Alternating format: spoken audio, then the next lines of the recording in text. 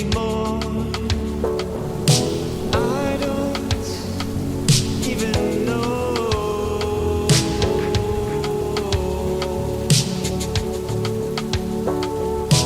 I don't even know why I try anymore. I don't even know.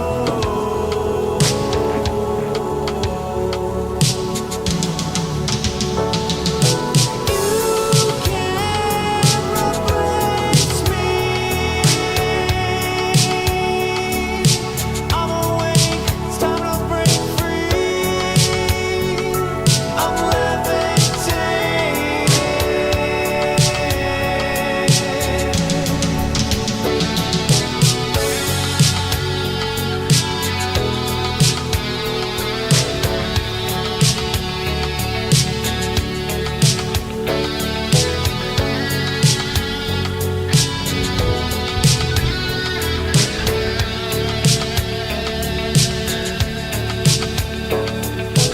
I don't even know why I try anymore.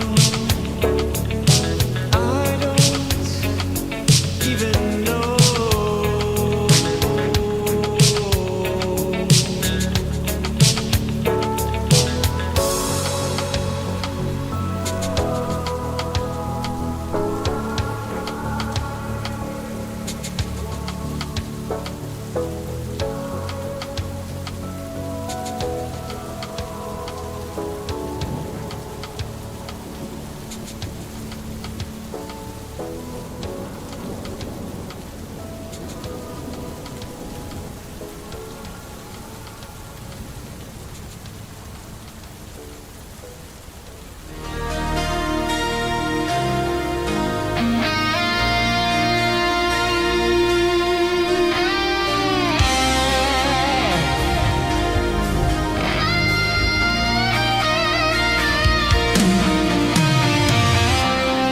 We had something people search for all their lives.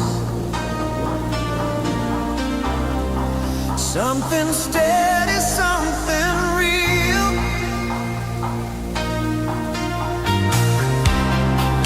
It wasn't perfect, but it didn't have to be. We had enough to make it through anything. I showed up when the days got hard. I stood beside you through it all.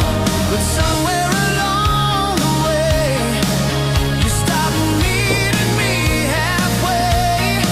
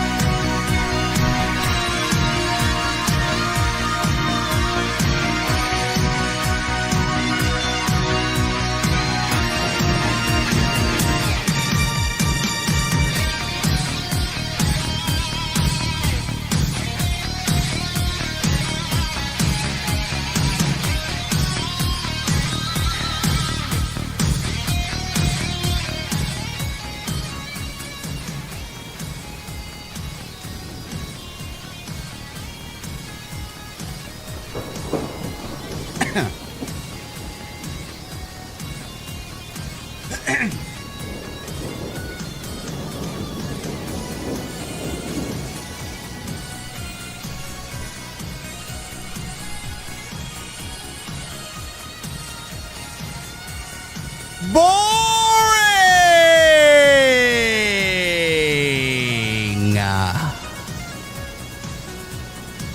SmackDown is boring! This show sucks. I can't explain it any better to you guys. This show sucks. Bro, this show was a Sami Zayn, Cody Rhodes promo. Danhausen electrocuting Humberto Carrillo mid-match. And the rest were absolutely nonsensical, nobody gives a shit, meaningless women's matches.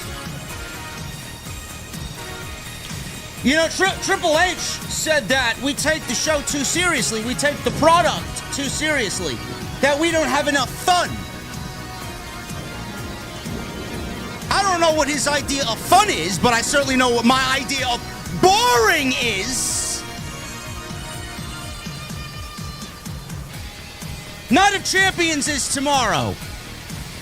We're going to talk about this Go to Sleep show tonight at the Beer Garden. It's Friday night, and all I want to know is, what the fuck are you guys drinking? I'll see you over there.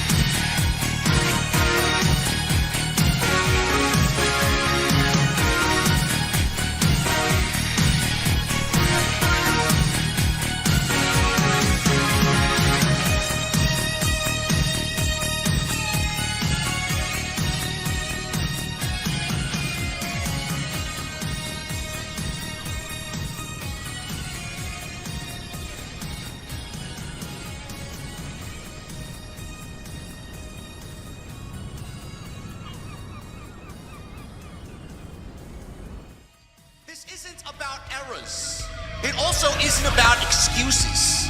WWE has failed creatively.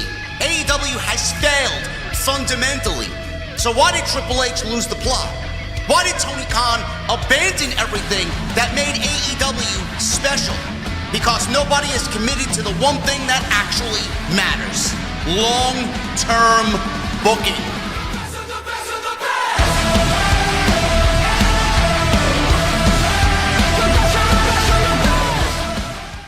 What is going on, guys? Thank you so very much for joining me right here on Off the Script. This, unfortunately, is your Friday Night SmackDown post-show for June 26th, 2026. I'm your host, JD from New York. As always, coming to you live from the OTS Beer Garden. Thank you guys so very much for joining me on this Friday evening, wherever you may be.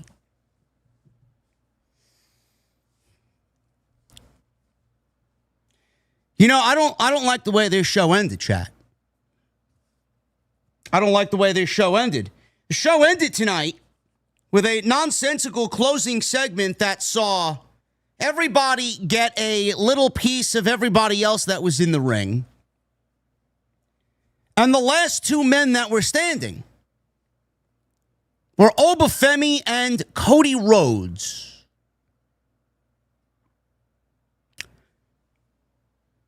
Cody Rhodes and Femi is not happening at SummerSlam. I don't think Femi's winning King of the Ring. I don't.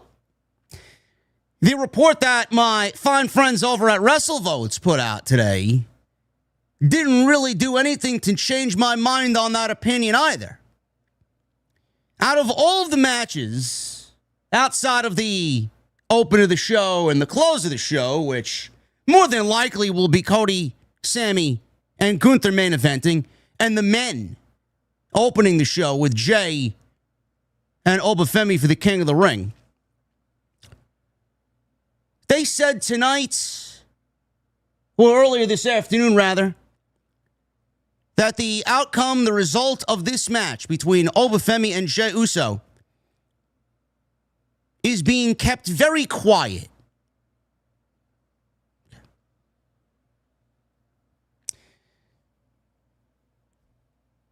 Femi, we've talked about this, bro. I don't want to talk about it anymore. I just want them to rip the Band-Aid off at this point. If Oba wins tomorrow, we can all celebrate. We'll light the cigars. We'll pour the cold beverages. We'll celebrate tomorrow. If Jey Uso wins, unfortunately, it is going to be a very, very, very, very long summer.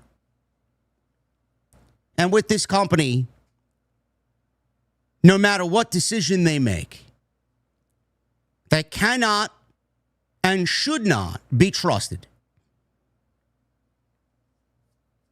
Normally, when the babyface stands tall at the end of the show, normally what that means is going into the pay-per-view, that bodes very badly for the babyface. SmackDown tonight did absolutely nothing to get you excited about what's to come at Night of Champions. We got video packages for Seth Rollins and Braun Breaker. We got a bunch of women's matches that I'm sure not a single fucking person gives a shit about. What is with the overabundance of women's matches that mean absolutely fuck all on this show? Bro, you would think that the SmackDown roster has absolutely no men's division. For 2.5 hours, I had to watch mid-women's wrestling on Friday night. Why? At least we had a Blake Monroe appearance. At least we had a Blake Monroe SmackDown debut. They waited till they went overseas in London, England to debut the hometown girl in Blake Monroe. Unfortunately, they're starting her off with a dead feud with a dead gimmick in Giulia. He didn't do anything for Kiana, and I guess they want Blake Monroe to suffer the same fate.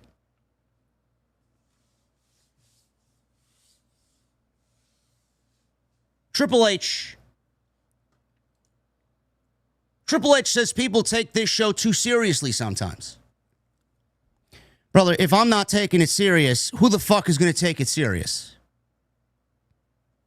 If I'm not going to take it serious, who's going to take it seriously? They don't take their jobs seriously whatsoever. I mean, they're riding their horse all the way to the fucking bank. They don't give a fuck. These people don't care. The money that they've made is already in their bank accounts. Guaranteed. How are we supposed to have fun with the product when the people writing the show don't have fun with the product? I don't even think these people know what fun is. He was on the Stephen A. Smith show. Triple H was asked to deliver a message to the fans about what the WWE product is all about.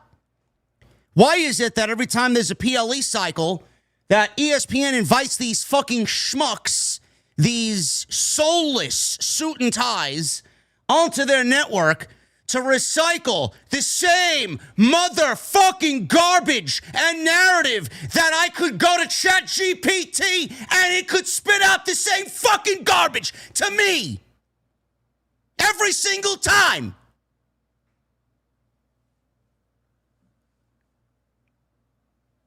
What is your message to the WWE fans about the current product? What is it all about? ESPN don't give a shit. The fans of ESPN don't want this shit on their network. They don't want to watch Stephen A. Smith and see fucking Danhausen or Triple H or Cody Rhodes on the show. They don't care. They don't care.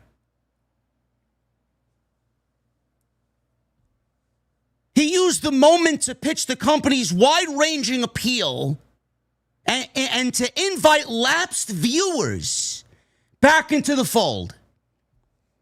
He thinks lapsed fans are going to come back to the product that he's booking. To see what? Michin and B-Fab against fucking Alexa Bliss and Tiffany Stratton? To see what? Jade Cargill versus Chelsea Green? I think that we bring an event to you, it's always going to be exciting. That it's always going to be a surprise, and it's going to delight you. And we bring a little bit of something for everybody. He noted that range by pointing at both ends of the WWE spectrum. There's the entertainment component of a Danhausen. There's a serious component of a Brock Lesnar or Roman Reigns. Yeah, that's if and when they show up to work there, big dog. The only reason why he mentioned Brock Lesnar is because Brock Lesnar's a former UFC champion. And one of the more legit athletes in the entire fucking business. And Roman Reigns. He's got to show up to work there, big dog. He's got to actually wrestle there outside one time a month. And a Cody Rhodes and a Rhea Ripley and a Becky Lynch and a Jade Cargill. There's not one single fucking person buying a ticket to watch Jade Cargill. Give me a fucking break. But the storylines keep you hooked, he said. Chat? Storylines. Where are the stories? Bloodline? Oh, you mean the Bloodline story that we've been seeing for the last 6 years now? Just done in a different way. They're recycled. It's made to feel different, but it's the same. We got different characters in there playing the characters of the old characters, but it's the same. Got it. Oh, Roman's holding a championship, but it's a different title. Got it. Oh, Jey Uso. Jey Uso, he's not the right-hand man anymore. He's nothing more than fucking Bozo the Clown. Every week. And now he's got this thing. This is your warning shot, Oos. Bang! Give him one of them fucking guns that just shoot out the flag that says bang on it. Like a clown. LA Knight. He's in his story, right? We don't know where he's going to go. Solo Sikoa, right? Those are what constitute as stories, right? The only story that matters right now is Sami Zayn. Everything else is get it the fuck out of here. Triple H leaned on a timely sports analogy to make his point about WWE's nonstop nature. When you come to the end of the Knicks winning the big game in our world, the next night it starts all over again. This guy legitimately he can't help himself. He's got to use the Knicks' major win after 53 years in the NBA Finals to make a correlation on how it's the same as WWE. Or I guess in this case, not the same, but apparently to him, his company is the New York Knicks of professional wrestling, the champions. Number one. Best in the league. There's always fresh, there's always new, there's always something big happening. Really? Chat, there's always something big happening. Oh, man. I can't wait to tune into this show and fall asleep halfway through. There's always something new and fresh. SmackDown is so new and fresh. The shows start the same every Monday and every Friday. There's no difference between the shows. The only difference is the fucking color scheme. One's red and one's blue. So even if you've missed out for a bit, you can jump right back in. Yeah, that's right. Even if you missed out, chat, you could jump right in. You miss fucking 3 weeks, you miss nothing because nothing happens. Nothing happens. Gone are the days where you miss 1 week and you got to catch up on everything, man. If you miss 1 week, it's detrimental to the overall story. You can miss 3, 4, 5, 6, 7 weeks and not miss a fucking thing that happened. Everything remains the same because Triple H walks down Sesame Street holding Elmo's hand. That's the way he books. So even if you missed out for a bit, you could jump right back in and be a part of those stories and be a part of those epic moments. Triple H also encouraged fans to not get too wrapped up in it all, framing WWE as an escape. The other aspect of, I think, that people lose perspective of sometimes is we're just fun. We're fun. They're so fun. Oh, man. Everything is so great. And sometimes people take it too seriously. Sometimes people get caught too up in it. But it's there to entertain, man. There's a lot of stuff going on in the world. If you just want to turn off for a couple of hours and tune into something cool that you could just lose yourself in and have a good time, WWE Place is the place to do it.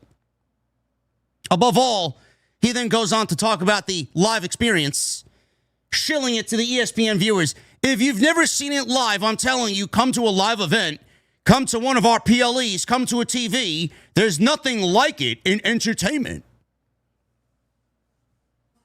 Oh, you mean the show with the overabundance of nonsensical, doesn't mean a fucking thing women's matches and long drawn-out entrances only to then go into a commercial and then give the fans 4 minutes of pro wrestling on top of 20 minutes of entrances and commercials.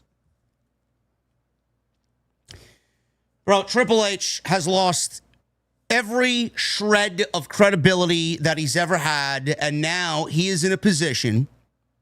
This is the position that he longed for. This is the position that he's desired ever since his father-in-law was ousted as a sexual pest.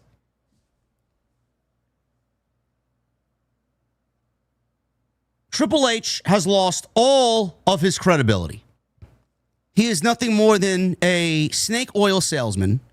He's nothing more than a cheap used car salesman trying to shill you on the WWE product in front of Stephen A. Smith and ESPN.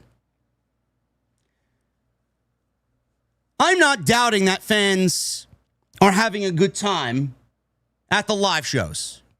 Some of them do, and then some of them are like Monday in the O2 Arena in London. Absolutely just dead to the world, quiet, a zombie crowd because the show was largely terrible. But when he says, don't take it too seriously, fans get too wrapped up in it, is Triple H a fan of a sport or a sports team? Did his daughters play grade school sports or high school sports, college sports? Was he not wrapped up in it? Did he not want to see them win and succeed? Most of you listening to me are fans of something. The Marvel movies, the DC movies that he models his writing after. There are some movie buffs in this chat. Most of you, if not all of you, are a fan of a sports team.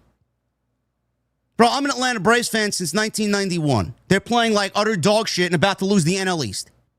You don't think that I'm angry, upset, disappointed? If you're not, then that shows you don't care. If you want people to have fun in the midst of their down period, bro, fans are not having fun right now. Fans are not having fun.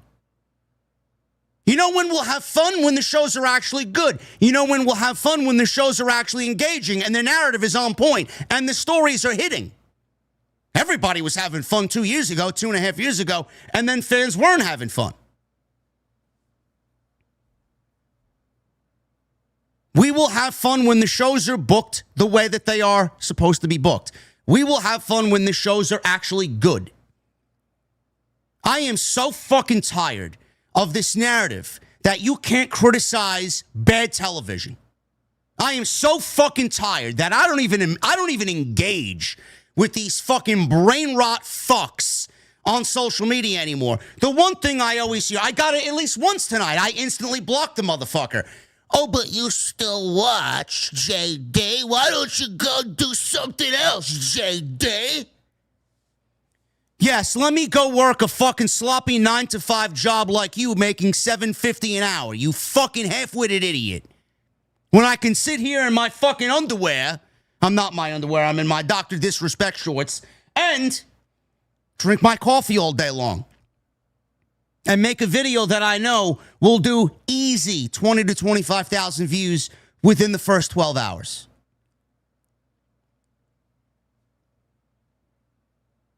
No.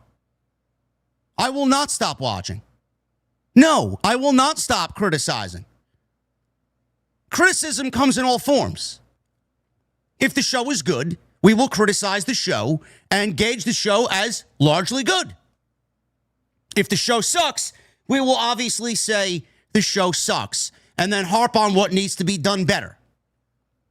All Triple H said, he's saying what he used to say in the past. If you go back and listen to this man has went through the fucking emotions of somebody that is clearly in a position of, I don't give a fuck anymore. At one point, 2 years ago, the man was rattled to the core that WWE, Vince McMahon, removed. We place him. He's the new fucking king. He's the one in power. We as fans look at him as the savior of the company. And largely through WrestleMania 40, everybody was fucking excited. Me as a creator, never seen anything like that in my time producing content. Everything you did, instant. People were interested. People were engaged. And he got the praise for that. Triple H got the praise for that. Triple H got the praise for how everything went through WrestleMania 40 and Cody finishing his story. Everything. But I could sit here and tell you that Triple H basically took over for Vince McMahon. The bloodline was already in place. I can sit here and spew one thing that will dead the entire conversation about Triple H getting all the credit. You do realize, and I hate the fucking man, don't get me wrong, I'm not vouching for a comeback or anything. You do realize that Vince McMahon was the one who made the decision for Roman Reigns to beat Cody Rhodes at WrestleMania 39. I hope you are aware of that. I hope you realize that Vince McMahon was still, through WrestleMania 39, very much involved in the WWE creative aspect, at least through the fall of that year. And then he was whisked away.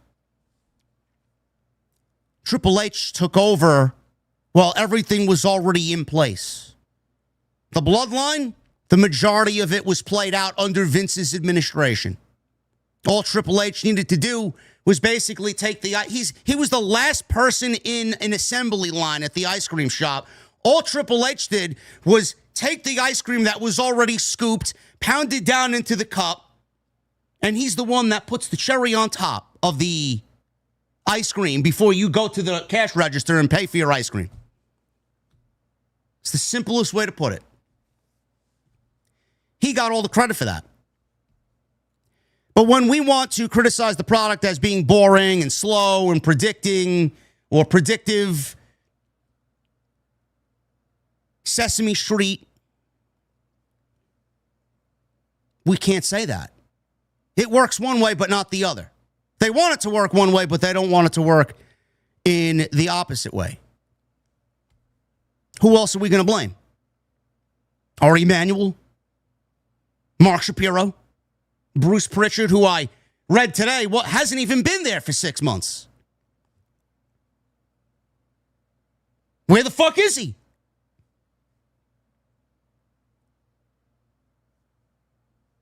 He must be getting ready for a Vince McMahon comeback, huh?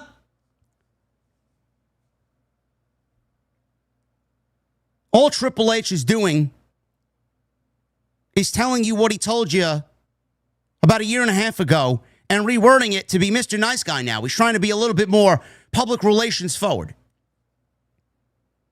After WrestleMania 40, we go into WrestleMania 41. He was sitting down with Peter Rosenberg, and he said, we make movies like DC and Marvel. That's what the WWE is all about. And then he goes on to say, you know what I hate? I hate when people go to the movie theater just to critique the movie and they're on social media and they're letting everybody know this movie sucks. Shut the fuck up and just watch the show is, in plain English, what he basically told Peter Rosenberg about the fans who criticize him and his product. And that's when he was getting heat. That's when he was getting heat. The heat got too hot for Triple H in the kitchen. Then going into WrestleMania 42, everything is fun. Everything is fun. This is what we do. He's using all these buzzwords about, oh, it's going to change the foundation of WWE. It's a new era in WWE. I think he said about Night of Champions, it's going to be a unique moment in time. Motherfucker, shut the fuck up. I don't give a fuck about a unique moment. I don't care about a new era. I don't care about this is what we do. I don't care. Just fucking give me proper, engaging, storyline-driven television. How do we look at this as fun? Over commercialization of the product, ads every fucking 5 minutes. Less and less and less and less pro wrestling. We had to go through a WrestleMania where we got fucking 20 minutes of commercials in between matches, and then the matches that followed lasted 6 minutes. Motherfucker, if you think that WrestleMania was the last of that, wait till you watch SummerSlam. To sell a 2-night event, ESPN and all the fucking sponsors are licking their lips at the over-commercialization of the product. I can't wait to watch Io Sky versus Liv Morgan go 5 minutes. I can't wait to watch Cody Rhodes and whoever he wrestles go fucking 13 minutes. It's not fun. None of it is fun.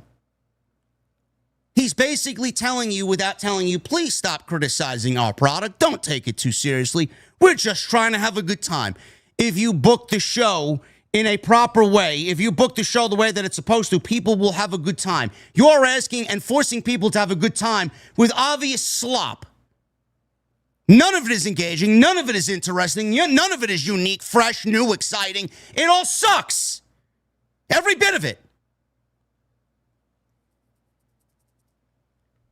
And on top of that, how is spending the money that these shows are charging fun? Do you think people willingly take out their debit card when they go online to buy a ticket for this show, look at the final price with taxes and fees, and then say, man, I'm taking me, my wife, and the 3 kids to a WWE show, man. Look at this fucking bill, honey. This is fun. Fun. Airfare, hotel, tickets, souvenirs, food, fun. You've done everything to make it unfun for the fucking families. Mark Shapiro basically said Vince McMahon catered way too much to the families. No, he just wants his fucking Netflix pedophile fucking friends sitting front row. His Hollywood fucking elitists sitting front row. Yeah, let me go to a WWE show and then go to an after party where there's blood rituals. Fuck out of here, bro. You kidding me? Shit is fucking garbage. I swear to God, man. If there's one thing I can tell you guys is to stay off social media during a pay-per-view cycle. WWE PR interviews are fucking so tiresome. The AEW interviews are so tiresome. You got people over on the AEW side, Alba and Sap and all these other fucking absolute dog shit shills out there fucking bending over backwards to interview Tekla and fucking Kevin Knight. During an ECW, during an AEW, might as well be ECW, an AEW pay-per-view cycle.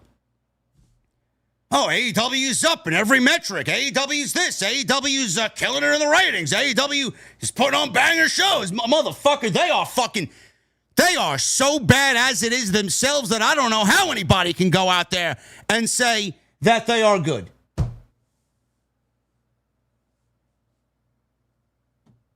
Stay off social media. Stay off social media. That's all I can tell you. Triple H is nauseating. Triple H is not. God, man, I miss the days of him just standing in the ring and saying nothing but "we are NXT," and he let the product speak for itself because he knew the product was fucking absolute golden. Now we got him out here fucking criticizing us and telling us don't take the product too seriously because you should be having fun. It's fun. It's an escape. When most of the time I want to escape from the fucking terrible television that he and his team are producing every week. Jesus fucking Christ. Absolutely terrible, terrible, terrible, terrible is the WWE right now. We're going to get into this show. I had to get that off my chest, man. I was going to make a video on it today, but I said, you know what? It's not even worth my time. I'll just talk about it on SmackDown. That's what you got there. And we're going to get into this SmackDown show. When I tell you that if you miss this show, you legitimately miss nothing. The WWE rolls into the O2 Arena, into London, England, and they give these fucking people, who I love, I adore these people. These are my people. Love all my UK fans. You roll into London, England, and then you produce two shows, quality of which we saw on Monday and Friday, and this is what you're giving the fans over there? Couldn't be me, bro. Couldn't be me.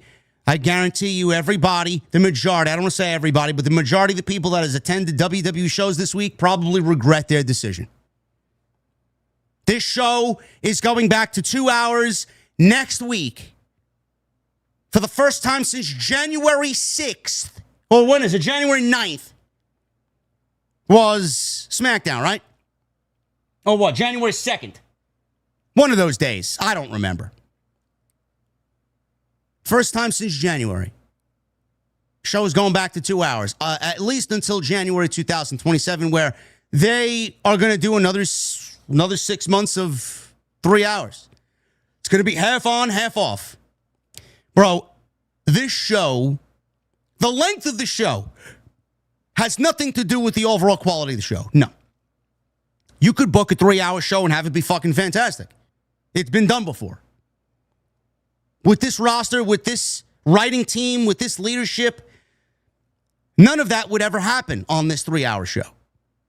I can't remember the last 3-hour SmackDown where I had absolutely nothing visceral to say about it. Where I had not one critique. We're going back to 2 hours, and the time change will mean nothing.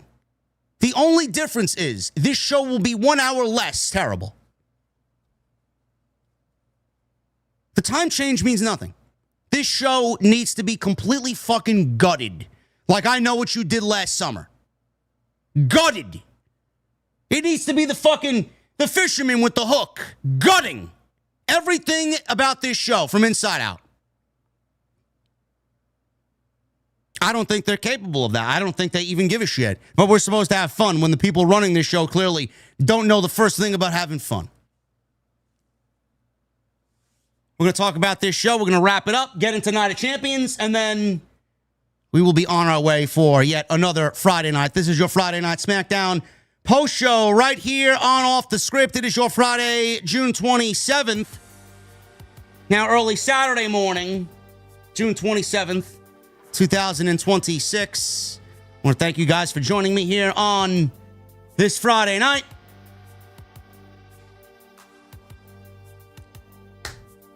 We're making some changes.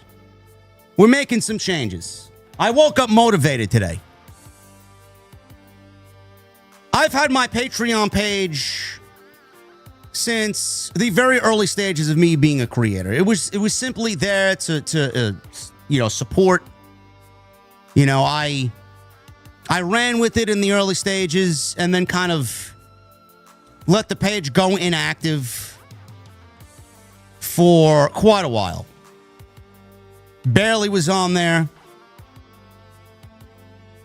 We're changing things around. Because the summer, I know, is going to remain very, very slow. And as a result, it's going to keep me unmotivated. I am not motivated to make daily content because there really is nothing. And I'm not going to be one of these people that gauges you on social media about what you thought of the show and make a video reading people's tweets about what they thought of SmackDown. Respect to those people that do that. Not my type of content. I'm not also the type of guy that's going to list out the top 10 feuds from 1999. Nobody gives a fuck. Nobody gives a shit. That's dead content.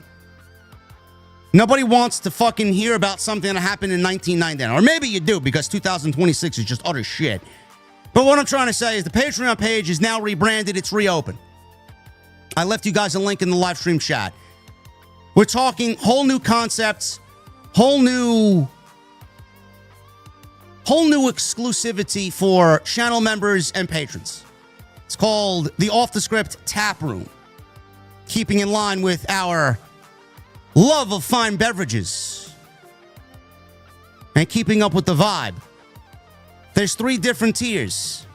There's the bar stool, there's the open tab, and then there's obviously the top shelf. So we labeled each. There's 3 tiers. Each comes with its own set of perks.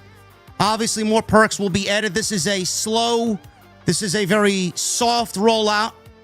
What we're going to be doing over there is giving you guys exclusive content. My idea, and I asked you guys on social media today, I asked you guys, and you guys came through big, almost 300 replies. What is the best SummerSlam match of all time? I got a lot of different options, a lot of different choices, some matches outweighed others. I got mine. I was interested in hearing yours. I think what we're going to do is we're going to review matches for SummerSlam a couple of times a week. We're going to upload our thoughts and opinions about said matches in some exclusive content over there that I'm not going to be doing over here. We could get away with some extra things over there too, like I can play actual music. I can play music over there. I could show footage over there. We could say things that we can't say over here. So I'm really rebranding the Patreon page to give you guys some exclusive content when it's slow. So if you guys are interested in any of that, link is in the live stream chat. I would urge you guys to sign up completely at your discretion. If not, that's all right. But I want to start building a nice little army over there. And just like my channel members and my patrons are going to be one and the same. So if you want to become a channel member here on the streams and want to do Patreon, you can obviously do both if you want to support. But if you want to do one or the other, that's all right too. If you want to just do Patreon and then not become a channel member, you guys can obviously do that and vice versa. But you will all be treated the same. So if you got a channel membership but not a Patreon, you are going to be treated like a VIP. If you got a Patreon and not a channel member, you're going to be treated like a VIP, no matter what tier you are. No matter what tier you are. So that's what we're doing. And quite honestly, I may actually put some gaming stuff up there too. It's just a blank canvas. We'll make it whatever we want. So if that's interesting to you guys, hopefully we'll start as soon as we kind of develop some traction over there. And I'm going to poll you guys on what matches you want me to review for SummerSlam. As a side note, Jacy and I discussed on Wednesday, too, about possibly reviewing Lucha Underground. It's also something that could be in the incubator. It's also something that could be in the works. Jacy and I reviewing Lucha Underground, watching Lucha Underground weekly for the 1 hour, and reviewing that show. Could be something. I think all that stuff's going to be behind Patreon. So if you guys are interested in that, man, show some support. Show some support. Link is in the live stream chat. Thank you guys for all the support, man. Appreciate it. Follow me on social media at JD from NY206, Twitter, Instagram, TikTok. You can find me all over the place. Hit that subscribe button down below. Turn on the bell for notifications. Super chats are open. The number one way to support what we do here is via the super chats. Go and do that. Hit that thumbs up. Try for 700 likes. Very modest goal of 700 likes. We are already more than halfway there. We're nearing 500, so 700 likes is the goal. You can do that. Leave a comment down below in the comment section after the fact. Helps us out. Go check out all the great content on the channel. We were live on Monday for the Monday Night Raw review. We were live on Tuesday for Tuesday Night Titans. We were live on Wednesday for what was a terrible Dynamite. And then yesterday, I uploaded my thoughts on the entire TNA Tommy Dreamer situation. I had a lot to say about that. So if you wanted my real, uncut, unfiltered thoughts on Tommy Dreamer being fired by TNA, go check that out. That's on the homepage. Obviously, we'll be live tomorrow as soon as the show is over for the Night of Champions 2026 post-show. I will have the stream set up tomorrow morning. Not going to set it up tonight because I don't like when it sits overnight. I like to give it at least a 3 or 4 hour window. Set it up tomorrow. It should be in your sub boxes, so make sure you look out for that. We'll be live as soon as the show is over. I will be here to review it all. And then Sunday, I'm not sure what I'm doing yet. There's 3 shows. We got NXT, Great American Bash. Certainly want to watch that because I got to support Kendall Gray. And I got to see if Enzo Amore debuts. Then we got TNA, Slammiversary. I got to tune in for that because I got to support Amazing Red. And Mike Santana. Could be his last match as TNA World Champion. And then we got Forbidden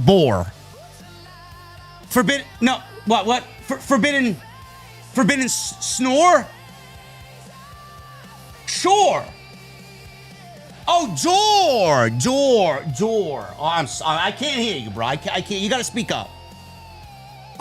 speak up. Forbidden Door. Sure, Jesse and I will be live for that at the end of the night, if anybody gives a fuck. Busy Sunday. And tonight we're sponsored by Blue Chew, BlueChew.com, code JD at checkout.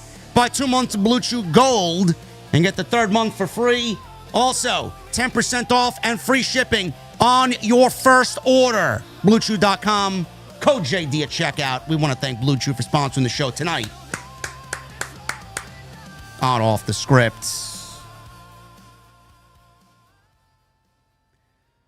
Oh my God, man. I would rather talk about anything else. Than this fucking show tonight. We start things off. Trick Williams.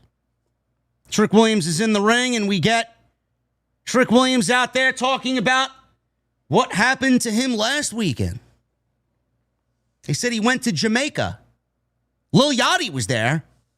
Lash Legend was there. And now I'm a married man. My friends was there. My family was there. She said, I do, and I did. And we whooped that trick all night long. He got a great reaction. You guys remember when Tony Schiavone was in the ring with Will Ospreay last week, and he mentioned something along the lines of him getting married and then him plowing his wife over and over and over again all night long, and how lukewarm of a reaction it was?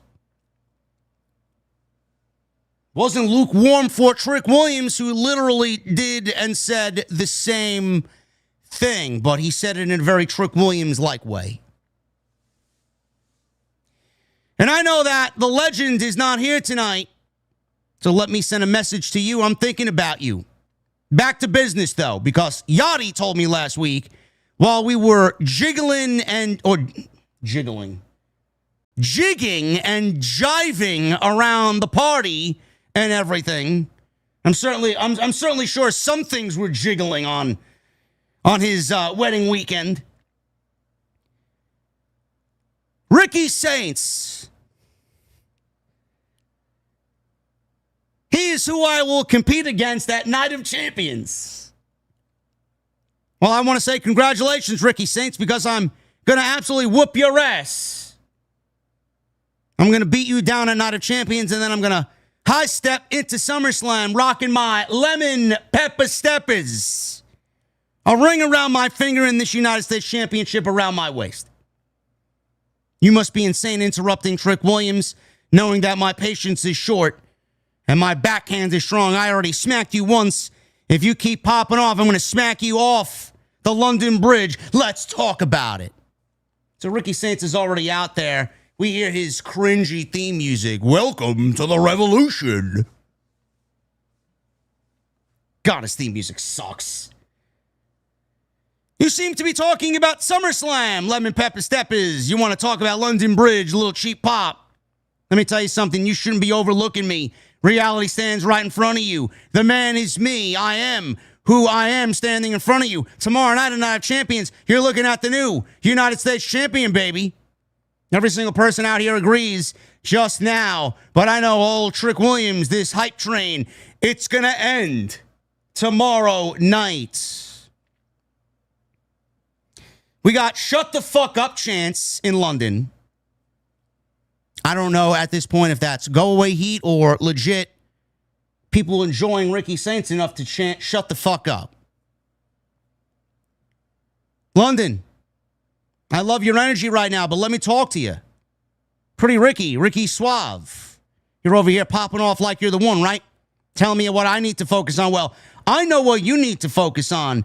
Who is your dentist going to be when I kick those teeth through the back of your throat? We don't need comments from the peanut gallery, he tells Lil Yachty, because Lil Yachty told him you better get a smaller size next time. Let me talk to you real quick, says Ricky Saints. When I beat you for the United States Championship, well, I don't know. Does your little friend come along with that too? Lil Yachty then says, Who's the friend? I would never, ever work for you. I want you to understand that. Ain't that right? So Ricky then punches Lil Yachty, and he quickly leaves the ring. Ricky attacks Trick from behind with a microphone. Ricky poses to the crowd, and that's the segment, and it comes to a close. So Ricky got the best of Trick here. Not like anybody expected Ricky Saints to win the United States Championship. Trick Williams is going to retain the United States Championship. Ricky Saints got the best of Trick Williams here tonight. And going into the pay-per-view, that usually means doom. Ricky Saints will not become the United States Champion. Trick Williams will retain. Hopefully Saudi Arabia gives Ricky Saints a very nice reaction. Otherwise, I'm looking at this match as probably one of the letdowns on Saturday afternoon. And that has nothing to do with Trick Williams. Nothing. I love Ricky Saints. I think Ricky Saints is great. I think Ricky Saints is someone that has a ton of potential. I don't think WWE has utilized Ricky Saints all that well. I think the fans haven't said or done anything to really get invested in Ricky Saints. Something's missing there. And I keep noticing it every week. A couple of shut the fuck up fans in London or chants in London. It's not going to do anything to build Ricky Saints up as some big bad heel on the SmackDown roster. Trick Williams is going to win. Sure, it's going to be a fun match. I just don't know how invested people are going to be in Ricky Saints. The only thing that's saving him here is the fact that he's working with Trick Williams and everybody loves Trick Williams. So just by that alone, it should end up all right. But Ricky Saints has not done anything really to kind of get you excited about him being in the WWE and him being on Friday night. And congratulations to Trick Williams. Sure, he had a lovely wedding. And he did say that it was the greatest moment of his life. Enjoy it. Jackie Redmond had a backstage interview with Alexa Bliss. After everything that happened with Charlotte Flair last week, is there any update? How is she doing? Alexa says that obviously Charlotte is feeling physical pain, but she's also feeling the emotional pain as well. After what Jade Cargill and her minions did to Charlotte, Alexa will get her revenge, even if it means I have to team with Tiffany Stratton. Tiffany comes on in and says that she only cares about getting through her match tomorrow night at Night of Champions and beating Jade Cargill to retain the United States title. Alexa knows that Tiffy has a history with Charlotte, but she's helped them out before, and honestly, she's here to return the favor. Tiffany says that they can get through tonight, And then after she beats Jade at Night of Champions, Alexa and Charlotte can do whatever they want as long as they stay out of her business. Toodles. That's what Tiffany Stratton said. I didn't add that. I didn't ad-lib that. That's what she said. Toodles. Alexa Bliss and Tiffany Stratton versus B-Fab and Michin. Chat. I don't know how many of you were paying attention, but please tell me I'm not going crazy. Bro, B-Fab, I think, got new music. I swear to God, when B-Fab came out and I heard her theme music, bro, I thought it was Tiffany Stratton's theme, but kind of made into a rap version. I swear to God. I thought, I'm like, what? Why does this sound like Tiffany's theme, but in a rap version? And with rap lyrics over it. My God, these theme musics seemingly get worse and worse and worse. This match went 7 minutes. Wow, man. So exciting. We had 7 minutes. It went 7 minutes, and then we got a commercial break for 3 minutes. So we got 4 minutes of a tag team match. Oh, man. I can't wait to talk about this one. That's been her music, huh? Why am I just hearing this now? Maybe I just wasn't paying attention. I mean, can you blame me? Can you blame me? Tonight was legitimately the first time I heard this theme music, chat. I'm sorry. I'm sorry. We'll pick it up after the commercial break. Michin escaped a Sister Abigail by Alexa Bliss. B-Fab tagged in, took out Bliss out to the floor with a very, very bad-looking super kick. And we go to a commercial break. Bliss gets a tag to Stratton. She comes in, clotheslines, Alabama slam, covered B-Fab for a near fall, hits a stunner, covered again. B-Fab kicks out. Tiffany, she wanted a swanton bomb, but Michin broke up the cover. Well, she hit the swanton bomb, broke up the cover, did Michin. Alexa and Michin fought at ringside. Michin tossed her over the barricade into the timekeeper's area. We go back in the ring. Tiffany Stratton went up for a moonsault, but Jade Cargill knocked her off. B-Fab hits a neck breaker into a face buster, and she covered for the 1, 2, 3. Wow. B-Fab pins the United States champion. Interesting. I guess that means you know who's winning the match tomorrow night or tomorrow afternoon. B-Fab created her own theme, says Street Fighter. Interesting. I don't know why it sounds like Tiffany Stratton's theme, but God bless. God bless. Post-match, Cargill raised the hands of the not-so-baddies. They were about to attack Tiffany Stratton. Chelsea Green ran out with a kendo stick, struck B-Fab in the aisle with the kendo stick. Unfortunately, though, she dropped the kendo stick as she was getting in the ring. Michin charged at her. Chelsea sidestepped her like a noob. And Michin ran into the turnbuckle face first. And she was knocked out because of that. Cargill charged. Green again moved. Cargill went over the top rope to the floor. The baddies were upset while the baby faces were in the ring, including Stratton, who raised Chelsea's hand in the air, thanking her for the save. Super, super exciting, chat. I mean, I don't know how you guys are going to cope with missing this exhilarating action tonight. Can't miss nonstop action. How are you going to sleep tonight knowing that you missed such a monumental moment in time?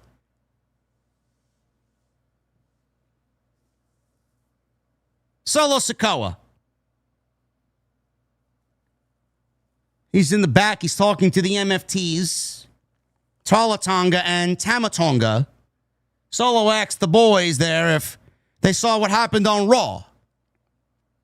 Solo said that Roman Reigns is not going to be happy at all. Ha-ha. Because Jimmy Uso lost, you see.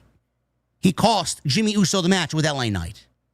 And he thinks Roman cares about this.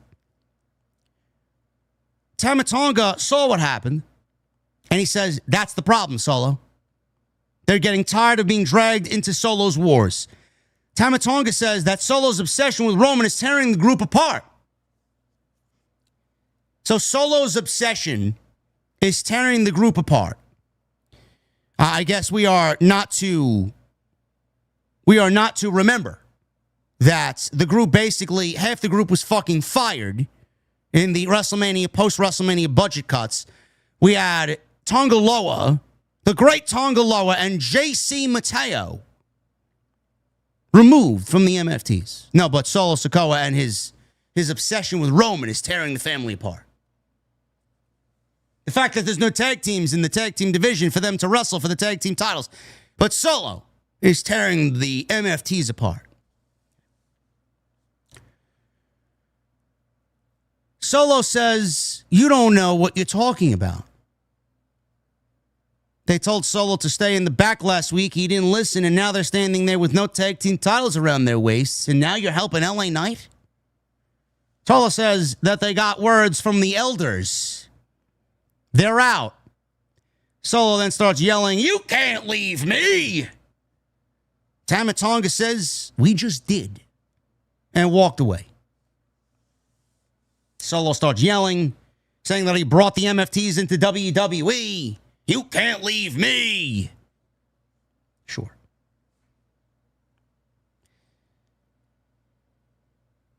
The group is finished.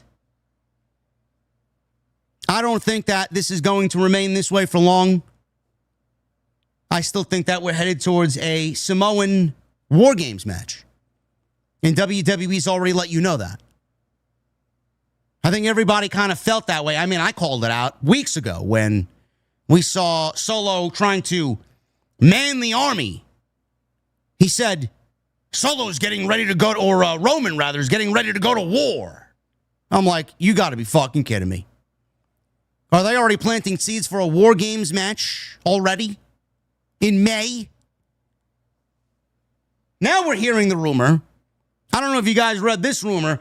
We're hearing the rumor now that WWE is on the verge of signing Zilla Fatu to a WWE contract. Fightful's reporting that the current plan for WWE is to sign Zilla Fatu, if not already. Zilla was at the Performance Center recently last week and was going through some processes to prepare for the signing. He's 26 years old. He's the son of the late Umaga.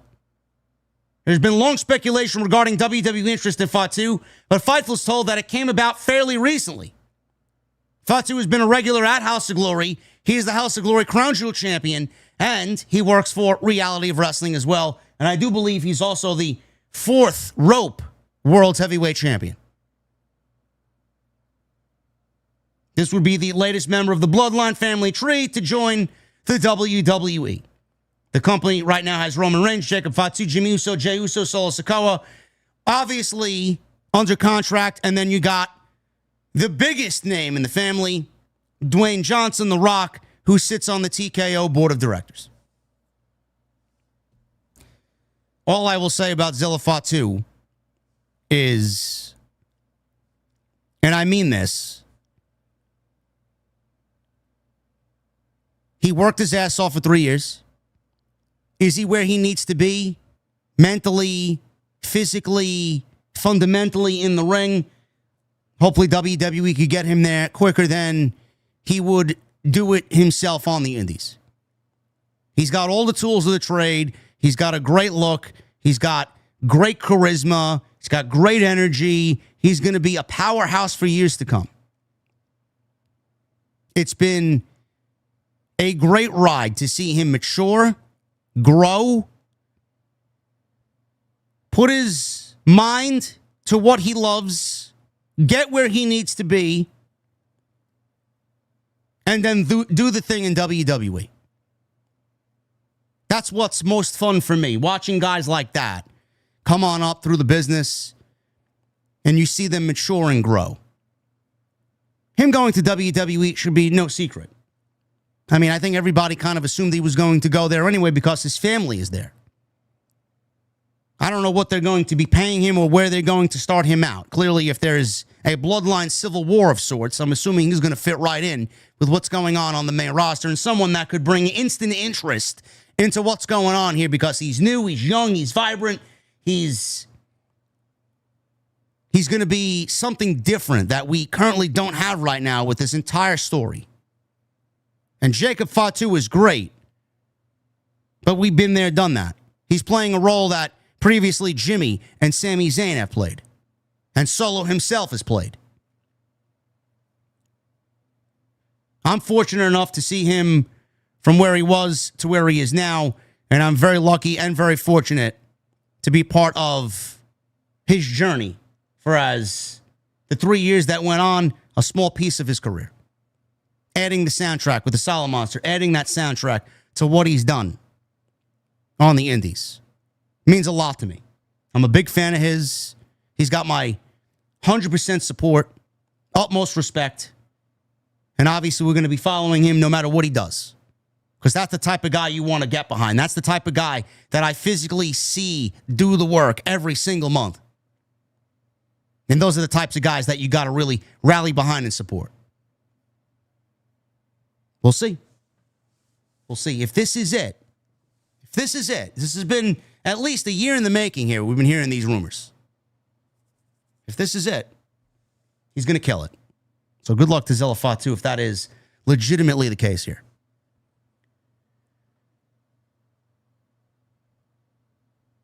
I don't know where we go with this Bloodline story, though. I can't see them walking away for good. I can't. We'll see what happens. Maybe he replaces them with other members of the family. There was a situation tonight with Tama Tonga, Tall Tonga, and Finn Balor. Maybe the idea is to pair those guys with Finn Balor in some sort of new, revitalized, club. I don't know. I really don't know what's going on. I don't know where any of these guys fit. They've been kind of cast out as some of the worst aspects of the show because the storyline and the writing has been just so terrible. I can't imagine Solo Sikoa pairing himself with other people like LA Knight and Royce Keys to battle Roman Reigns. It's got to be his family. There's got to be some members of his family in there. I'm assuming it's going to be a bloodline civil war. We got Rey Fenix, who is the AAA Cruiserweight Champion, against Nathan Frazier. Last week, Rey Fenix wrestled Axiom. This week, he's wrestling Nathan Frazier. This was the best match of the entire show, and it wasn't even close, honestly. There was no doubt about it. This was excellent. You know what bothers me? The fact that Rey Fenix couldn't buy TV time when he was just Rey Fenix, but now that he's the AAA Cruiserweight Champion, he's now on TV 2 weeks in a row. I can't remember the last time Rey Fenix made 2 in-ring matches 2 weeks in a row. And then Nathan Frazier, I love Fraxium. I don't know what the fuck they're doing with these guys, but clearly you see how good they are when they work together and when they are individual. Why aren't these guys on the show more? Why aren't they in the ring? Why aren't you utilizing these guys to give you the pro wrestling aspect of Friday Night SmackDown? They are so fucking good. So good. It's amazing how WWE doesn't even realize the type of talent that they have right underneath their fingertips in both Nathan Frazier and Axiom. And then Rey Fenix. I'm glad he's on TV, but, it says a lot that the guy couldn't buy TV time, and now all of a sudden he's wrestling for AAA. He's the AAA Cruiserweight Champion, and now all of a sudden WWE thinks that he is deserving of TV time. The fuck did you bring him in for to begin with? What makes him different now that he's the AAA Cruiserweight Champion than when he was not the AAA Cruiserweight Champion? This was great. We pick it up after the commercial break. Fenix leapt from the top rope. Big crossbody to the outside. He was on the apron. Frazier kicked him down. And we go into a commercial break off of a massive tope con hilo. They're back in the ring after the commercial. Fenix took out Frazier with some machine gun chops. He connected with a handspring stunner. Death Valley driver into a neck breaker. Cover only a 2 count. So Fenix goes to the top rope. Step up enziguri by Frazier. Superplex. He rolls through. Frazier went for the final cut. That was countered into a cradle for a near fall. Only a 2 count by Rey Fenix. They get to their feet. Frazier knocked Fenix down. Actually, they both knocked each other down. Simultaneous kicks. They kip up. They both exchange strikes. Fenix, spinning kick. Frazier responded with a Spanish fly from the second rope and a final cut. That was not enough to win the match. He goes back up top. Fenix splash. Couldn't hit. Fenix attempted a Mexican muscle buster. Frazier kicked Fenix out of the ring to the outside. He went for a suicide dive. Fenix dodged at the last second, and Frazier crashed into the commentary table. We go back in the ring. Fenix rolls him in, goes to the top rope. Frog splash. Only a 2.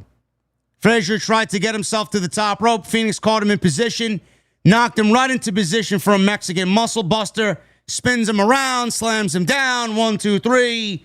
Rey Fenix, and still the Cruiserweight Champion of AAA. Great match. I would be pretty confident to say that this was probably the match of the week. Easily the match of the week. Excellent stuff between these two guys. Didn't really have anything coming into it, but you want your pro wrestling fix in WWE, these guys gave it to you. R-Truth and Damian Priest. They were backstage and they were confronted by the Boar Raiders. Oh, I got that one wrong. The War Raiders. Oh, the War Raiders, chat. I'm sorry. Why they're here, I don't know. I thought they were a Monday Night Raw tag team, but what the fuck do I know? So, Damian Priest and R-Truth, they are confronted by the War Raiders. Ivar says that they're surprised Wepa Time survived last week. But since is that their name? Is that their tag team name? Wepa Time? Who named them that? Is that really their name? Wepa Time. They're surprised they survived last week from the MFTs. But since they're holding those tag team championships, and they have the AAA tag team championships, do the War Raiders, let's put all the titles on the line in a winner-take-all match. Oh, man. Super exciting. SmackDown's got no tag team division that they have to sneak over the War Raiders from Monday Night Raw and pretend they're a SmackDown team. Truth starts speaking like, I don't know, what was he speaking like? I thought he was speaking like a gangster, like he was speaking like a mafioso. I thought he was like channeling his inner Casino or something. Or was he speaking like a luchador? Because they're in AAA. I don't know.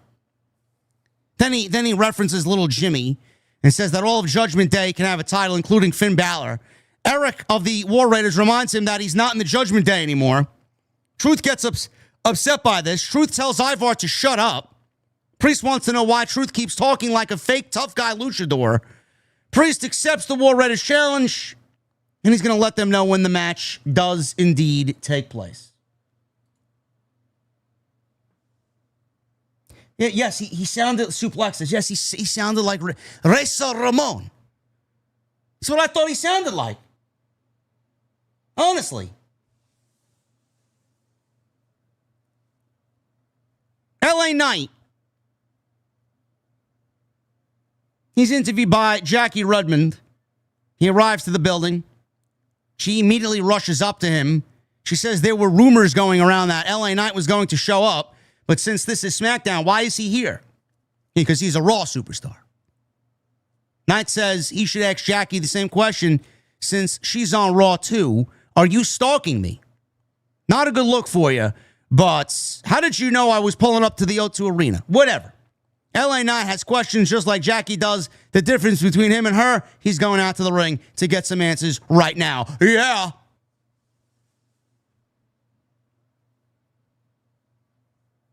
So he's out there, gets a decent reaction in the O2. Let me talk to you. I agree with you. Jimmy Uso and I were out here We had a little battle. Unfortunately for Jimmy, he had to eat the BFT 3 the hard way. He caught himself staring at the lights. Yeah. As the one guy from the Bloodline I kind of respect, I got to say, even though that's the case, he got what he deserved. But all of a sudden, right over here, and he points over to the crowd, a little bit of an unexpected assist happened in this corner. And it just got me a little bit confused, if I'm being honest.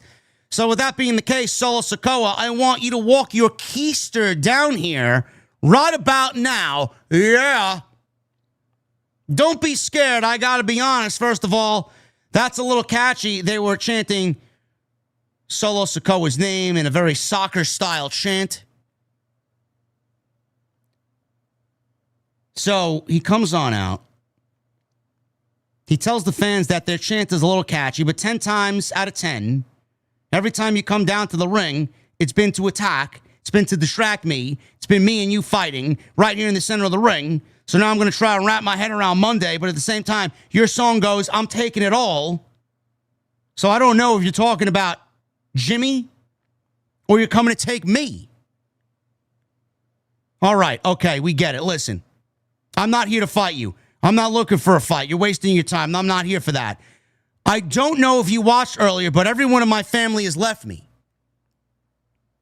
LA Knight says, okay, I understand that's got to hurt, but at the same time, my heart doesn't pump purple piss for you losing your family, he says. Bottom line is this. If you ask me, you losing your family with the MFTs, the NFTs, they're just as worthless if you ask me. That just leaves you wide open. Wide open to go right back into the fold, right back into the bloodline. That's what that tells me. You want to stand around and listen to this crap? You want to sit around and listen to Roman Reigns lord over you? Because here's the thing, man. I'm just thinking, they're all wondering why you did what you did on Monday. You might be even wondering why you did what you did on Monday as well. I don't know if it's a little Roman Reigns initiation ritual. Why? Why did you help me? Why? You want to know why it says Solo? It's because I hate that damn family. That's why. I hate the bloodline. I hate that I was a part of the group. I hate Jacob. I hate the Usos. I hate the OTC, Roman Reigns. I hate the whole bloodline. And the only way for me to feel better is if I finish them. But I know there's one thing we have in common, LA Knight, that you and me don't like the bloodline. My man, you should hate the bloodline. You should hate them for every single thing, but let's be more specific. You should hate Roman Reigns for every single thing he's done to you. But you know who else you should hate? You should hate Roman Reigns. You should hate Roman Reigns for everything that he's done to them. Jimmy, Jay, Jacob. Yet what's happening with them? Everything's happening. And if I argue honestly, he did way more to them than he's done to you. And look at them. They've gone right back into the fold, right underneath.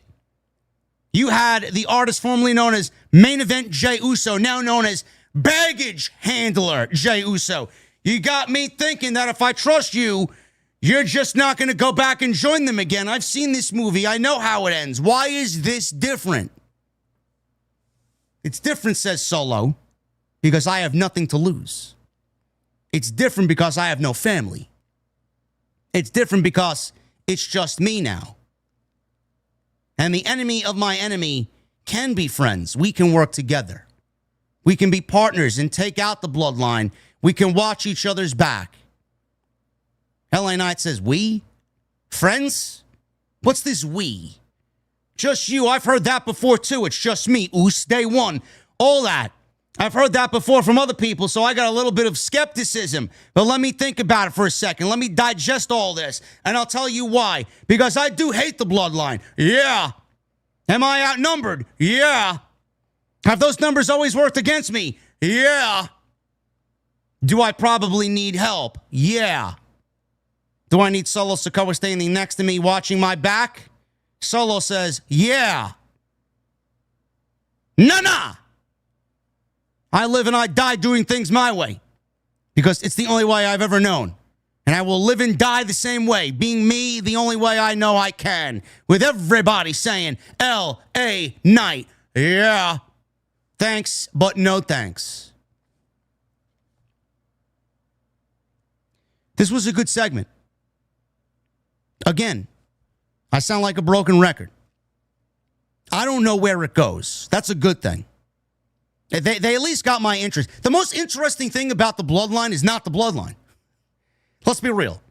The most interesting thing about the Bloodline is where LA Knight and his allegiance is going to lie. Is it going to lie in LA Knight, or is it going to be helping Solo Sikoa against Roman Reigns? We don't know. And can I tell you that they've already made Solo Sikoa infinitely more interesting because he's not tied down to the MFTs? I don't know if the MFTs are going to be gone just temporarily and then join him at a later date.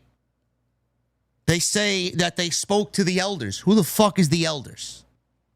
Who are the elders? I doubt that even comes into play. But Solo Sikoa is infinitely more interesting as Solo Sikoa. Where is he going to go? Is he going to take this out on LA Knight for not joining him? Who is he going to enlist if he really wants a war for the family against Roman Reigns? We know Royce Keys has been in the mix. Is Royce Keys going to end up joining Solo Sikoa as the family friend? Is LA Knight going to be a part of that? Is he going to enlist someone like Zilla Fatu? Is Zilla Fatu's WWE main roster story a part of the Bloodline with Solo? Is there anybody else in the family that WWE is going to go out and get and bring into the fold here? I don't know. But LA Knight's interactions with the family, they are genuine, they are real. The interactions feel very genuine. So it takes the segment to the next level because it feels real. Everything that LA Knight feels, everything that he legitimately feels is the real way he feels.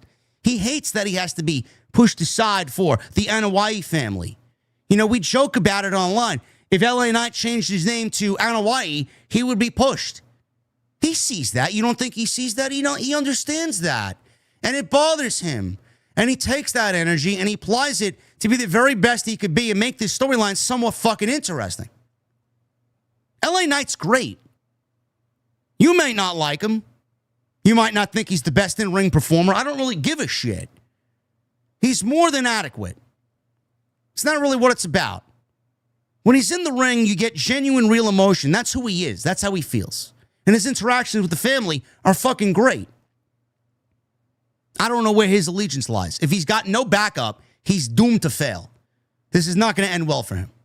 But if he wants to take out the family, it might take a little bit more convincing from Solo Sikoa for LA Knight to join in the fight.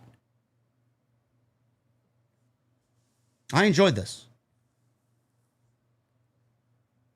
Byron Saxton was backstage with Sami Zayn. Sami doesn't want to hear about his officiating skills because Byron Saxton asked him what happened last week. He called the match right down the middle, as fairly as I could, until Gunther pushed his limit. Sami will admit that he retaliated and he did what anybody would have done, but you don't seem to get it. Nick Aldis doesn't seem to get it. Cody Rhodes doesn't seem to get it. Nobody around here seems to get it except this guy here behind me. And there is Johnny Gargano laying on the production crate behind Sami Zayn. I have to know if this is going to have a payoff. There's got to be a payoff. It doesn't matter. Because Sami's mother always used to tell him that good things happen to good people, and now he's about to fight for the WWE Championship. The last few months have not been great to Sami. He's crashing out backstage. He's been an emotional wreck. He hasn't been fully himself.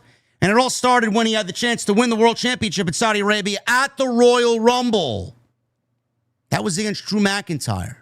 There wasn't a real story there.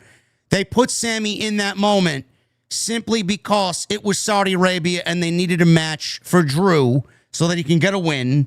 And a match in the Royal Rumble undercard on the show that fans would be invested in. Unfortunately, nobody was invested in the match. The match went very quickly. It lasted, 8 minutes?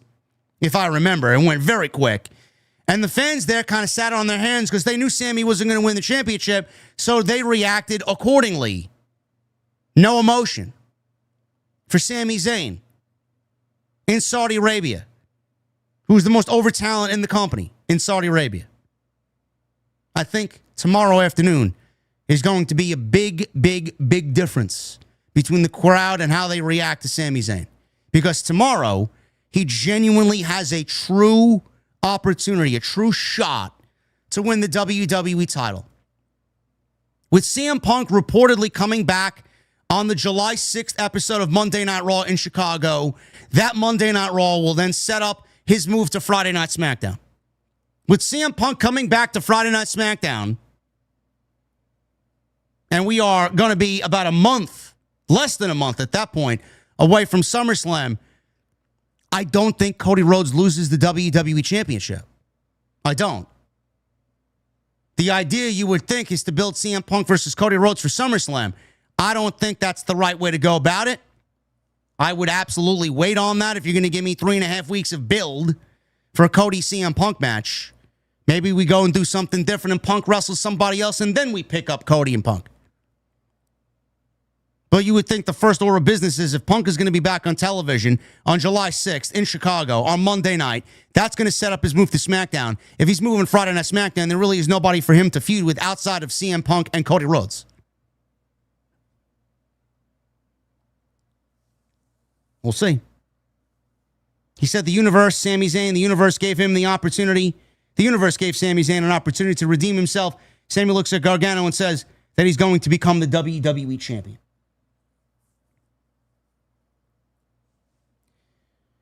If Sami Zayn won the WWE title tomorrow afternoon, you're not going to hear a peep out of me. I'm all for it. Even though it would be a temporary change, change is absolutely necessary here. And it would be something that WWE, it gets them out of their comfort zone. Their comfort zone is Cody Rhodes. Him retaining the title is them being safe. We need to do the opposite of safe. The opposite of safe is Sami Zayn becoming the new WWE Champion. Danhausen's laboratory. Miz and Kit Wilson still electrocuted. They have now white streaks in their hair. They legitimately look like the Bride of Frankenstein. Matt Cardona appears. Danhausen says, "Hi, Zach." Matt Cardona, not Zack Ryder, but he continues to call him Zach. Cardona wants to thank Danhausen for helping the New York Knicks win the NBA final. Again? Bro, it's over. There's no more thanking you. It's over. Let's move on. However, since he got electrocuted last week, Cardona says he's been feeling strange. His fist keeps twitching. He's getting this sudden urge to move back to Long Island and chant, "Woo, woo, woo." Miz and Wilson disappear. Danhausen goes looking for them. Cardona turns around and sees Los Garza. They're still looking for Freakhausen because they want their money back. Angel Garza and Humberto Carrillo bet on the Spurs. They paid Danhausen to curse the Knicks again. He didn't.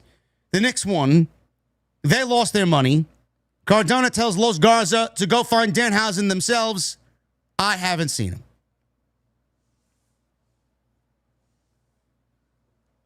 They're gonna say it till the next finals, JD? Probably. More than likely. There's one thing WWE does best. It's beat something into the fucking ground. We got Paige with Brie Mode. Singles match here against Jacy Jayne of the Fatal Influence. This went 9 minutes. 9 minutes. It wasn't terribly good. Surprised WWE put Paige in a singles match that went close to 10 minutes. So Paige locked in an STF. Jacy Jayne made it to the ropes, got out of the submission, went outside to regroup with Fatal Influence. Paige hits a cannonball out to the floor. She did that on Fallon Henley and Laney Reed, but Jacy Jayne nailed her with a kick from the apron. So we get back in the ring. The women here are trading the boo, yeah, spots. Paige hits a German suplex followed by a fisherman suplex and a page turner. She covered Jacy, but Jacy got the shoulder up, only a 2 count. So Jacy gets up, hits a running kick, hooked the leg. She got a 2 count off the kick. She went for a rolling encore, but Paige dodged it. Jacy tried to use the ropes for leverage. Brie pushed her legs off the ropes. The referee didn't see any of it. Laney Reed and Fallon Henley fought with Brie on the outside for getting involved. Laney Reed got up on the apron. Paige knocked her off. Jacy rolled up Paige from behind, trying to score a distracted 2 count. Paige immediately rolled Jacy back up, scored the 1-2-3 off of a flash pin. Man, I can't wait to go back and watch the replay of this 5-star classic.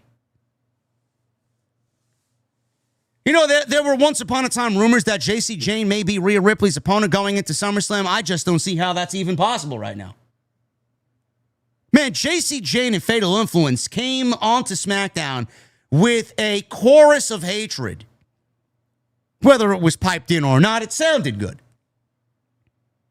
She battled Rhea Ripley on her first night, Charlotte Flair the next week. Now we're back to normalcy. Now Fatal Influence has settled onto the main roster, and they're finally being booked like a main roster act against Brie Bella and Paige. Exciting, exhilarating stuff here, WWE. I can't wait.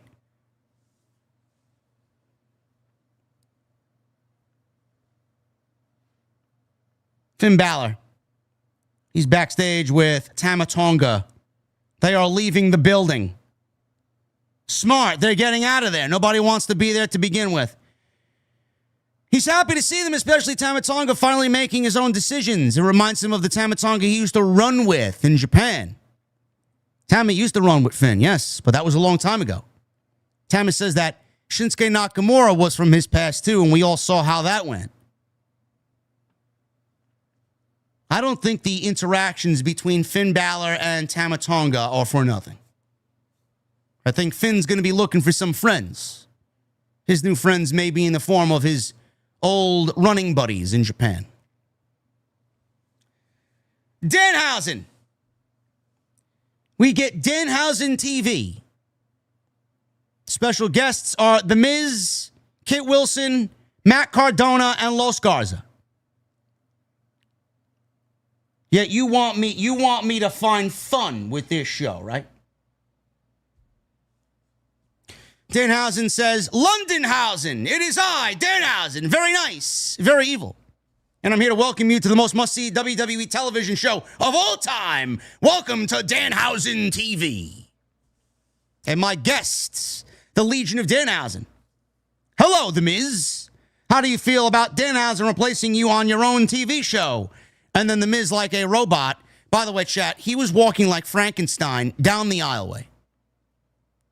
And so was Kit Wilson. I genuinely don't believe that this is what they construct in the writer's room.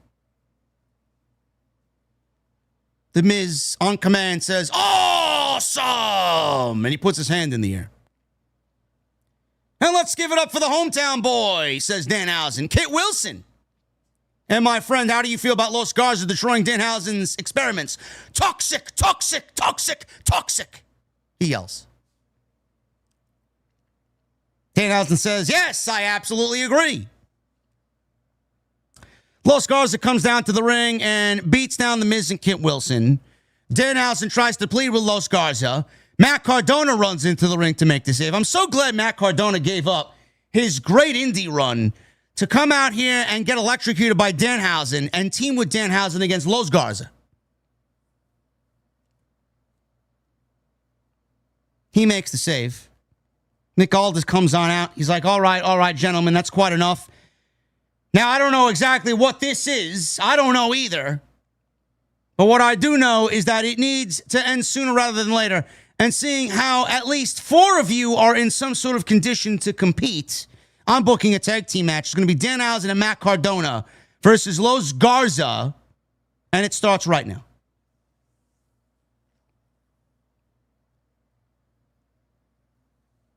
Aren't you so glad you tuned into SmackDown, chat? Aren't you?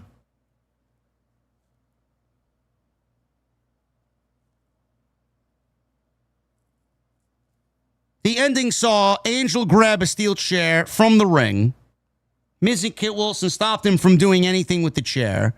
We got a Rough Rider on the outside by Matt Cardona. They continue to call it the Rough Rider. Is that what it's called? I thought it was Radio Silence. The Rough Rider is Zack Ryder's finish, not Matt Cardona's finish. You can't have a finish with the name of your old character in it for your new character. Or do they not care? Or maybe he's going back to Zack Ryder. Maybe this is WWE's sly, sneaky way to get him renamed as Zack Ryder.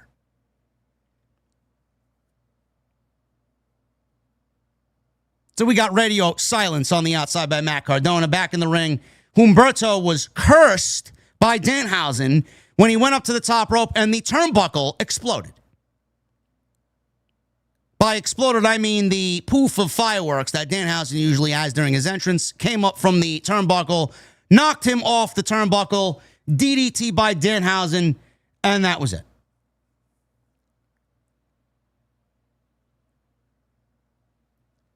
Adrian in the chat says Zack Ryder comes out to radio silence. Yes. Yes.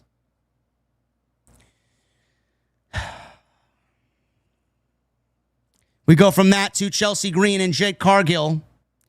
This was fucking terrible. Jade Cargill sucks, and Chelsea Green is good, but she has to work with somebody who sucks like Jade Cargill. All in all, this was a match that I urge nobody to ever watch ever again. Jade Cargill with a big boots, jaded 1, 2, 3, and that was it for the win. Why this was on the show tonight, I don't know. What this means moving forward for anything, I don't know. Did Jade need a big win going into the pay-per-view? No, she didn't.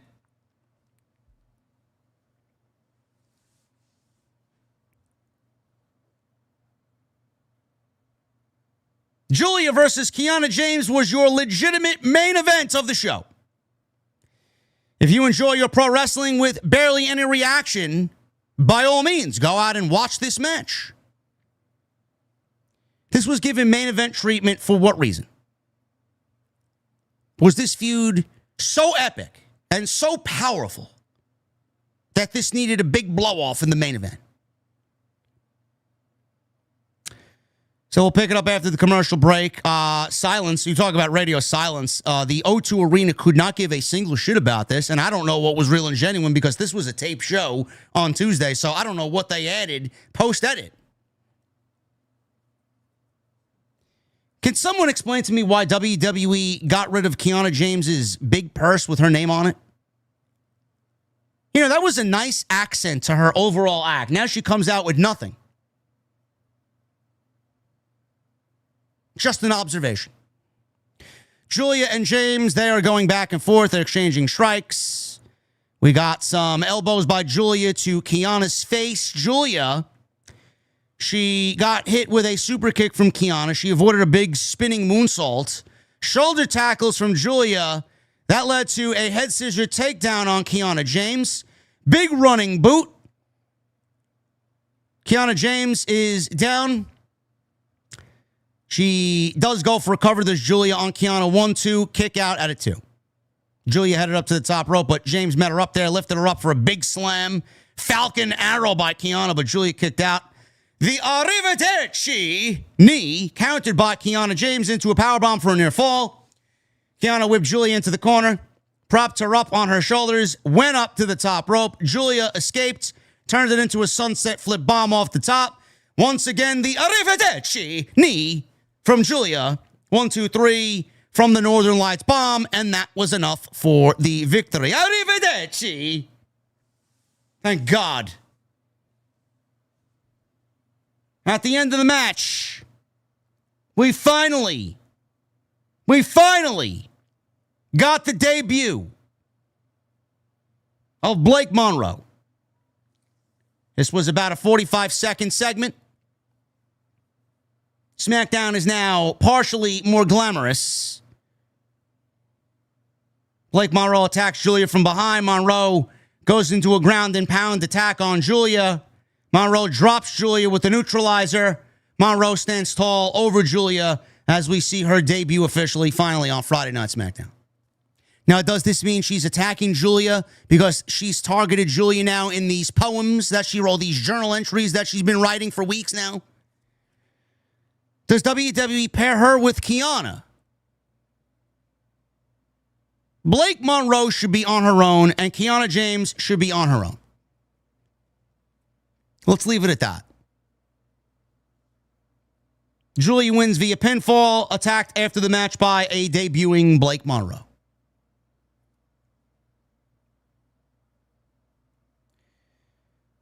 We go into the closing segment of the night, which is Cody Rhodes, Sami Zayn, and Gunther addressing each other before Night of Champions and the triple threat match for the WWE Championship. London, as they give him a very mixed reaction. What do you want to talk about? Sami Zayn immediately comes on out. He gets a decent reaction. Because there are more ride and die fans in London than there are in the United States for Sami Zayn. Cody, first of all, I just want to say thank you for all my ride or dies here in London who have supported me since day one. I love you, and I thank you, and I appreciate you. Cody, that's not why I'm out here. I'm here because I need to tell you to your face, man to man, and for whatever it may even mean at this point, as a friend, I had to tell you that last week with me as the special guest referee, I just regret how some of that went down. I really do. Yes, I was provoked. Yes, I was pushed to my limit. But at the end of the day, I'm a good guy. I am the last real good guy around here, Cody. So I should have known better. I regret it. I regret the fast count on Gunther. I regret striking the WWE official. And I especially regret knocking you out cold with the WWE Championship. I'm being serious here. It was a mistake. Cody's like, oh, it was a mistake, you say? Yeah, Cody, it was a mistake. It was a mistake, okay? But now we're here. Here's where we find ourselves. We're about to wrestle for the WWE Championship, and I need you to understand, I need you to know this is not how I wanted it to go, okay? This is never how I wanted it to go. I never wanted to be in the middle of this thing with you and Gunther. I didn't ask to be a special guest referee. You guys asked me. This is not how I wanted it. Cody starts yelling. He's yelling, enough, enough, enough. This is exactly what you wanted, Sami.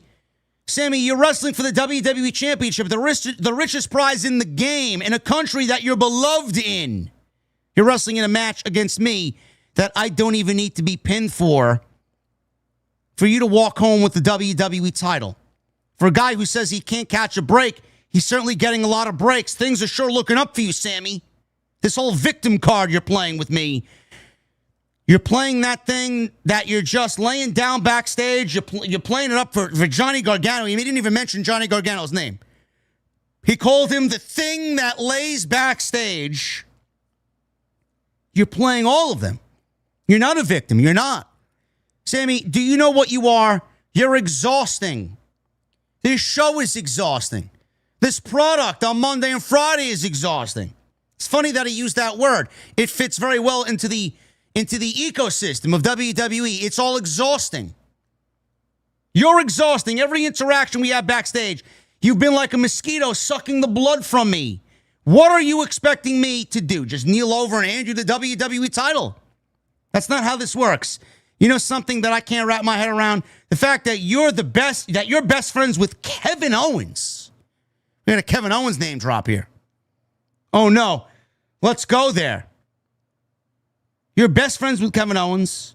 There's two main differences I see with you and him. One, Kevin Owens would have come out here, said what he meant, and stabbed me in the front, not the back. And the other, at least Kevin Owens has been WWE Champion. Sami Zayn got angry. I'm going to say this once and only once. You keep Kevin Owens' name out of your damn mouth.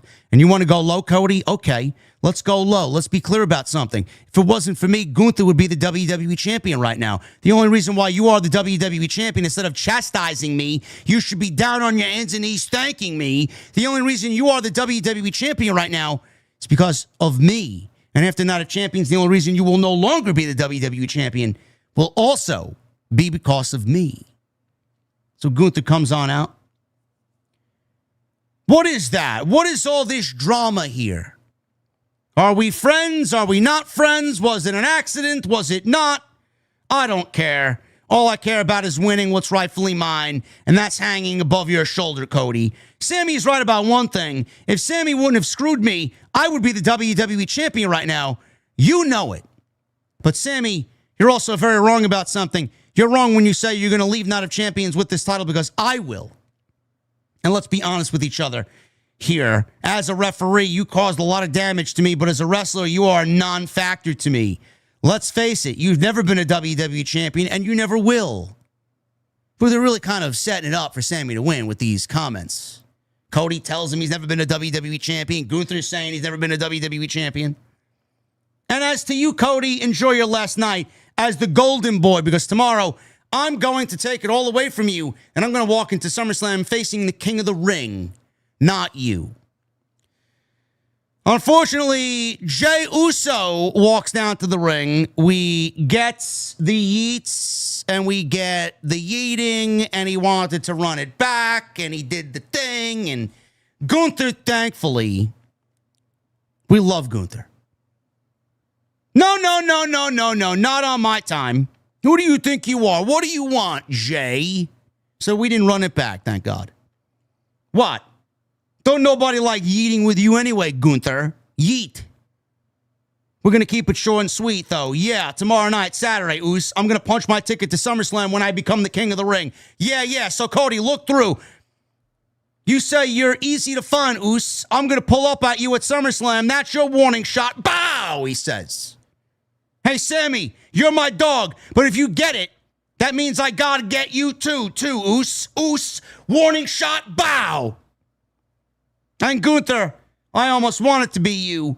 Yeah, you gets no warning shot, Gunther, because I'm going to do to you just like it did to you at WrestleMania for the World Heavyweight Championship, and I tapped you out like a little bitch.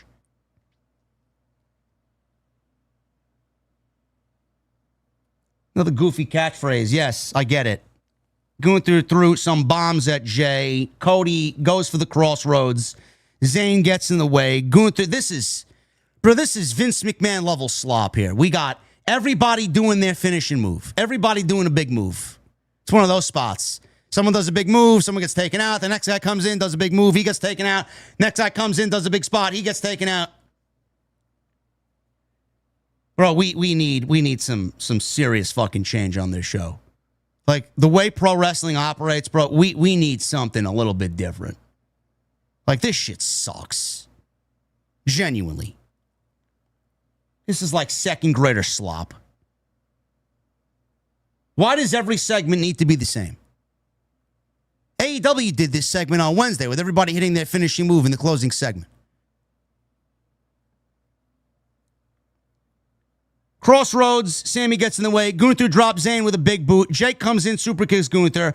Cody with a drop down uppercut. Double super kick to Gunther. This leads us to a big standoff. Femi makes his way down to the ring. Jay super kicks Rhodes out to the floor. Jay stares down Femi. Gunther clotheslines Jay. Gunther talks smack to Femi. Gunther picks up the WWE Championship. Sami takes the WWE Championship and hits Gunther in the face with it. Cody comes back in, plants Zayn with the crossroads, and then, and only then, Cody Rhodes stands up with the WWE title, but he's looking up at Femi, and the show goes off the air with Femi staring at Cody Rhodes, with Cody Rhodes holding up the WWE title. SummerSlam will not be Femi and Cody Rhodes. Telling you that right now. I don't think Femi gets past Jey Uso. I hope to fucking Jesus Christ himself I am wrong. We will see. We will see. We'll see if Triple H plays it very unpredictable and very chaotic, or he goes with the prediction that everybody has thrown out there. Brock Lesnar shows up, he ruins Femi, Jey Uso wins, he challenges Roman, and Oba gets Brock at SummerSlam. We'll see. We'll see. Thank you guys very much for all your support. If you did enjoy tonight's SmackDown post show, I would appreciate you show some support. Let's get into the Super Chats. Continue to hit that thumbs up. We need another 85 likes for 700. 700 is the goal. Make sure you go and do that for me. If you're watching after the fact, leave a comment down below in the comment section. Let me know what you thought of Friday Night SmackDown. Once again, just like I mentioned in the beginning, we are revamping the Patreon page. Exclusive content will be going up there in the next few weeks or so, heading into SummerSlam. we're going to be reviewing, as voted by you, my channel members and my Patreons. We're going to be reviewing classic SummerSlam matches. So make sure you guys go and sign up. There's 3 tiers, easily accessible to everybody. So make sure you guys go and do that. Let's have some fun with that, huh? Tonight, once again, we're sponsored by Blue Chew. BlueChew.com, code JD at checkout. Blue Chew Gold is what we're serving up tonight. You buy 2 months of Blue Chew Gold, you get the 3rd month for free. And on top of that, you're going to use code JD not only to get that 3rd month free, but you're going to get 10% off and free shipping on your first order, man. This is a deal that can't be beaten. BlueChew.com, code JD. We want to thank them for sponsoring the post show right here for the Friday Night SmackDown post show on Off the Script. Follow me on social media at JD from NY206, Twitter, Instagram, TikTok, and Cameo. Again, hit that subscribe button down below and turn on the bell for notifications. Go check out all the great content on the channel. Full week of content with more coming. We'll be live tomorrow afternoon after Night of Champions with the official post show.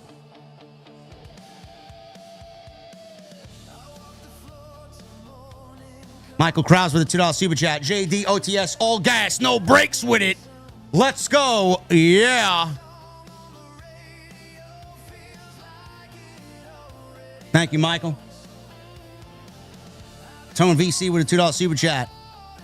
Thank you, brother. Michelle with a $2 super chat. Jay Uso doesn't care about us now. Entitled ass. Yeah. Yeah, I heard that. Don't care. We don't care about Jey Uso. Tone VC with the 40 months, sipping on an ice-cold Guinness. OTS for life. That's what I call a good Friday night, brother. That's what I call a good Friday night. Fast Eddie with the $4.99. Boring, says Fast Eddie. SmackDown every Friday night in the Sesame Street Levesque administration is boring. OTS for life. Thank you, Fast Eddie. Michelle with a $2 super chat. All signs point to Jey Uso winning the King of the Ring. Huge mistake. That's my prediction. That's my prediction. Caden with a $1.99. Shit down is boring, says Caden. Thank you, Caden. Gangrene David with a 5. Seeing my 2 goats, Jalen Brunson and Roman Reigns, acknowledge each other was just pure aura and chills. Go Knicks.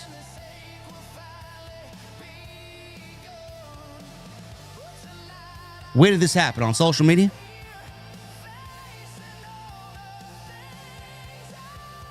Chris with the 48 months. I'm just shocked that there's more than 5 matches for the PLE tomorrow. You would almost have to book more than 5 matches on a show that's called Night of Champions.